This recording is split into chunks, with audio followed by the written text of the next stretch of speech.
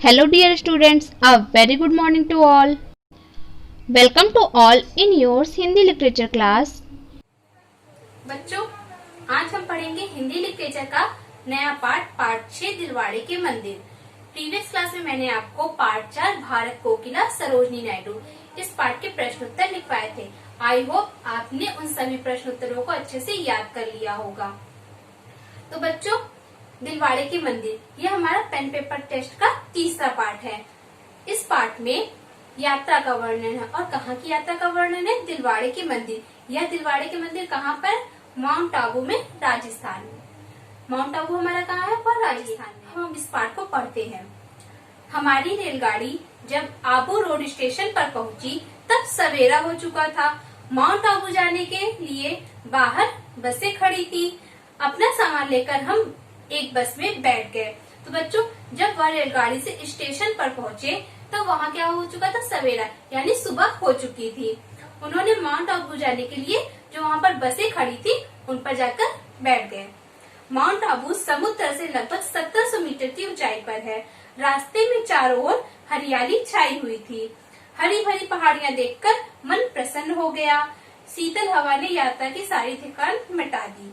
जो माउंट आबू है वह समुद्र के तल से कितने मीटर ऊंचा है? 1700 मीटर ऊंचा है। और उसके जाने के रास्ते में चारों तरफ क्या है? हरियाली है, यानी पूरा वातावरण वहाँ का हरा भरा है और हरी भरी पहाड़ियां हैं। वहाँ जो पहाड़ है वो भी हरे भरे हैं। तो यह सब देखकर जो लेखक रहता है वह उसकी जितनी भी थकान रहती है वह उसकी थकान दूर हो जाती है। बस से उतरकर हम चाय पीने बैठे। पूछताछ करने पर पता चला कि यहाँ के दर्शनीय स्थानों में दिलवाड़े के जैन मंदिर प्रमुख हैं। मंदिर 12 बजे खुलते हैं, अतः हमने पहले नक्की ताल देखने का निश्चय किया।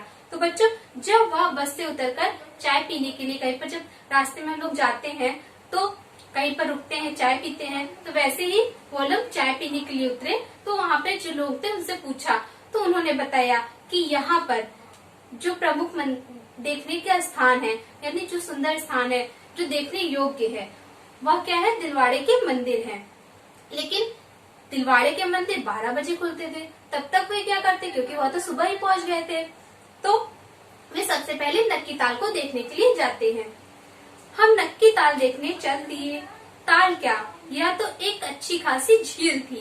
ताल में एक और सीढ़ियां बनी हुई थी। कुछ लोग ताल की सीढ़ियों पर ही नहा रहे थे। हमने ताल के किनारे एक पेड़ के नीचे बैठकर भोजन किया। तो बच्चों, जब उन्होंने ताल को देखा, ताल से उन्हें लगा छोटा सा तालाब होगा, लेकिन जब वो वहाँ पहुंचे तो वह एक अच्छी सी झील थी और उसी झील के किनारे सीढ़ियां बनी थी। वहाँ पर कुछ लोग स्नान कर रहे थे, यानी नहा रहे थे। और फिर उन लोगों ने उसी सीढ़ियों के पास किनारे पर बैठकर भोजन किया, यानी खाना को खाया। इसके बाद हम दिलवाड़े के मंदिर देखने चल दिए। यहाँ अनेक जैन मंदिर है, जिनमें 2 मुख्य है, एक नेमिनाथ जी का और दूसरा आदिनाथ जी का। तो बच्चों, जहाँ वे गए थे, यानी दिलवाड़े के मंदिरों में, वहाँ पर 2 प्रमुख मंदिर हैं। वहाँ पर जितने भी मंदिर हैं सभी जैन मंदिर हैं और उनमें 2 मुख्य हैं। पहला है नेमिनाथ जी का और दूसरा था आदिनाथ जी का। आइए आगे पढ़ते हैं। नेमिनाथ जी का मंदिर एक विशाल चबूतरे पर बना हुआ है। बाहर से यह साधारण सा मंदिर लगता है, पर अंदर जाकर देखा तो हम चकित रह गए। भगवान नेमिनाथ जी की सोने की मूर्ति जगमगा रही थी। तो बच्चों, जब वह नेमिनाथ जी की मंदिर देखने गए तो वह कहाँ का बना हुआ था? वह नेमिनाथ जी का जो मंदिर है वह एक बड़े से चबूतरे पर बना हुआ था और बाहर से देखने पर वो एकदम साधारण से लग रहा था, यानी मतलब बहुत सुंदर नहीं लग रहा था। लेकिन जब वो अंदर गए तो वह देख के चकित रह गए। क्यों?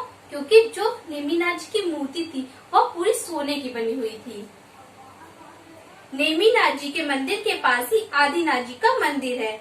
इसे तेजपाल और वस्तुपाल नामक 2 भाइयों ने 1230 ईस्वी में बना। मंदिर संगमरमर का बना हुआ है। मंदिर की दीवारों, छतों और खम्भों पर सुंदर सुंदर मूर्तियां बनी हुई हैं। तो बच्चों, नेमिनाथ जी के मंदिर के पास ही आदिनाथ जी का मंदिर है और वह किसका बना हुआ है? संगमरमर का बना हुआ है। और इसे किसने बनवाया था? तेजपाल और वस्तुपाल। ये नाम, इन नाम के जो 2 भाई थे उन्होंने बनवाया था। और कब बनवाया था? 1230 ईस्वी में। और जो मंदिर है उसकी जो दीवारें हैं, यानी उसकी दीवारें, उसके ऊपर का जो छत है वह सुंदर सुंदर आकृतियों से बना हुआ है। उसमें देवी देवताओं की, पशु पक्षियों की, इन सभी की आकृतियां बनी हुई हैं। देवी देवताओं के अतिरिक्त पशु पक्षियों की भी मूर्तियां हैं। इन्हें देखकर ऐसा लगता है मानो वे अभी बोल उठेंगी। मंदिर से बाहर निकलकर हम एक बरामदे में पहुँचे तो बच्चों वहाँ की दीवारों पर जो मूर्तियां बनी हुई उनमें देवी देवताओं के साथ साथ पशु पक्षियों की भी मूर्तियां हैं और वह इतनी सजीव है, यानी एकदम जीवंत, जैसे ऐसा लगता है कि बस वह बोल उठेंगी, एकदम नेचुरल, जैसे कोई इंसान को ही खड़ा कर दिया गया, फिर पशु पक्षी को साक्षात लाकर सामने खड़ा कर दिया गया हो, ऐसी वो लग रही। मंदिर के बाहर निकलकर हम एक बरामदे में पहुँचे। यहाँ दीवारों में अनेक छोटे छोटे मंदिर बने हुए थे। इनमें जैन तीर्थंकरों की सुंदर मूर्तियां थीं। तो बच्चों वह लोग मंदिर का दर्शन करने के बाद बाहर निकले बरामदे में, तो वहाँ अनेक छोटी छोटी मंदिरें बनी हुई थी और उन मंदिरों में जैन धर्म के जितने तीर्थंकर हैं उनकी मूर्तियां बनी हुई थी। नितिन आश्चर्य और प्रशंसा भरे नेत्रों से इन मूर्तियों को देख रहा था। उसने कहा, भैया जरा इन मूर्तियों को देखो, इनके आभूषणों, फूल पत्तियों और बेलों को ध्यान से देखो। कोई भी दो मूर्तियां एक सी दिखाई नहीं देती। जो नितिन होता है वह बहुत आश्चर्य से यानी हैरान होकर देख रहा होता है कि वहाँ पर जो भी मूर्तियां हैं वह एक सी नहीं है। अगर कोई कारीगर बनाता है तो कुछ ना कुछ सेम हो सकता है, लेकिन नहीं, वहाँ पर जितनी भी मूर्तियां बनी हुई थी उन मंदिरों में वह एकदम अलग थी। उनकी हर एक डिजाइन, यहाँ तक कि फूल भी सेम नहीं था, यानी फूल भी अलग था। फूल पत्ती, उनके जो उन्होंने गहने बनाए थे, आभूषण बनाए थे, वह भी एकदम अलग थे। कोई भी मूर्ति एक दूसरे से मैच नहीं कर रही थी, यानी बिल्कुल भी नहीं मिल रही थी। मैंने ध्यान से देखा, नितिन ठीक कह रहा था। मैंने नितिन से कहा, सोचो तो नितिन, आज से 800 वर्ष पूर्व न तो पक्की सड़कें थी, न मोटर, न रेलें और न बड़े बड़े पत्थरों को उठाने वाली मशीनें। तब किस तरह इतना संगमरमर देश के दूसरे भागों से इतनी ऊंचाई तक लाया गया होगा? क्योंकि बच्चों जो मंदिर था दिलवाड़े का वह समुद्र से कितने मीटर ऊंचाई पर था? 1700 मीटर ऊंचाई पर। तो बच्चों वहाँ पर उस समय जब हमारे पास इतने साधन नहीं थे, हमारे पास औजार नहीं थे इतने, तब उस समय वहाँ पर संगमरमर के पत्थरों को कैसे ले गए होंगे? इतना अच्छा सा मंदिर कैसे बनाया होगा? ये तो कारीगर के हाथ का कमाल है। मनुष्य लगन और परिश्रम से सब कुछ कर सकता है। काम करने वाले के मार्ग में विघ्न बाधाएं तो आती ही हैं, पर परिश्रमी व्यक्ति इनसे कभी हार नहीं मानता। तो बच्चों अगर इंसान समझ ले और उसके मन में लगन हो और परिश्रम हो, लगन हो का मतलब होता है ध्यान लगाना। अगर उसने कुछ सोच लिया कि हाँ मुझे यह करना है, तो वो उसे जरूर करेगा और वो उसे कर सकता है, अपनी मेहनत से कर सकता है। इस पाठ में हमने क्या पढ़ा, आइए शॉर्ट में समझते हैं। यह पाठ दिलवाड़े के मंदिर के बारे में है और दिलवाड़े में दो प्रमुख मंदिर है। पहला है नेमिनाथ जी का और दूसरा है आदिनाथ जी का। नेमिनाथ जी का मंदिर, नेमिनाथ जी पे जो मूर्ति है वह सोने की बनी है और उसी के बगल में आदिनाथ जी का मंदिर है और आदिनाथ जी का मंदिर संगमरमर का बना हुआ है।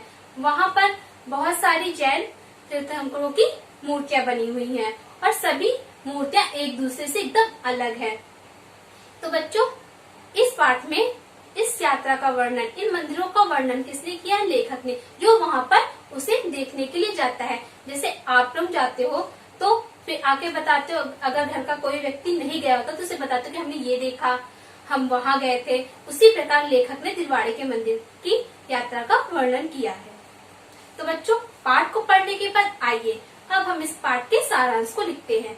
तो बच्चों आपको अपनी क्लास पर कॉपी में सबसे पहले ऊपर क्या डालना है? कक्षा कार्य। कक्षा कार्य के बाद आप डालेंगे पाठ 6 दिलवाड़े के मंदिर और साइड कॉर्नर पर क्या डालेंगे? दिनांक। बच्चों आप सिर्फ पाठ का नाम डाल देते हैं, फिर पाठ नहीं डालते हैं, आपको पूरा डालना है। उसके बाद लिखेंगे आप सारांश। इस पाठ में यात्रा का वर्णन है। किसका वर्णन है? यात्रा। यात्रा का अर्थ होता है एक स्थान से दूसरे स्थान पर जाना। लेखक ने माउंट आबू में स्थित दिलवाड़े के मंदिर की यात्रा की है। कहाँ की यात्रा की है? दिलवाड़े के मंदिर की। इस पाठ में उसने अपने अनुभव और देखे गए दृश्यों व मंदिरों का वर्णन किया है। तो इसमें उसने अपने अनुभव यानी उसने वहां से जो जानकारी प्राप्त की उसके और अपने तजुर्बे को बताया है, और वहाँ जो उसने देखा उन सभी के बारे में बताया है, वहाँ के रास्तों के बारे में, वहाँ के मंदिर के बारे में कि उसने क्या देखा। सारांश को लिखने के बाद आपको कठिन शब्दार्थ लिखने हैं। तो बच्चों, आपको सारांश के जस्ट नीचे से नहीं लिखना है, नेक्स्ट पेज से लिखना है। अगले पेज पर यानी दूसरे पेज पर लिखेंगे सबसे पहले आप कठिन शब्दार्थ, हेडिंग क्या डालेंगे, कठिन शब्दार्थ। उसके बाद लिखेंगे दर्शनीय। दर्शनीय का अर्थ होता है देखने योग्य। प्रमुख, प्रमुख का अर्थ होता है विशेष या प्रधान।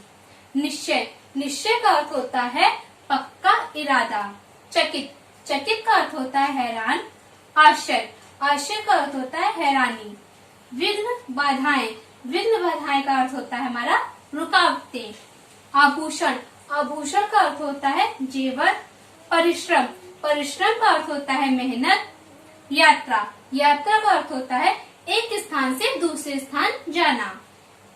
अनुभव, अनुभव का अर्थ होता है तजुर्बा या फिर प्रत्यक्ष ज्ञान, यानी जो हमें सामने से जानकारी प्राप्त होती है उसे कहते हैं अनुभव। तो बच्चों, इन सभी शब्द अर्थों को आपको अपनी क्लास पर कॉपी में साफ और सुंदर राइटिंग में लिखना है, और इन सभी शब्द अर्थों को आपको याद करके अपनी होमवर्क कॉपी में भी लिखना है। आज का कक्षा कार्य है आपका पार्ट 6 का सारांश, और इसके शब्द अर्थ क्लास और कॉपी में साफ और सुंदर राइटिंग में लिखना है। आज का गृह कार्य है आपका पार्ट 6, इसको आपको घर पर पढ़ना और इसके शब्द अर्थ को याद करके अपनी होमवर्क कॉपी में लिखना है। Thank you students, thanks for watching and always keep smiling and take care.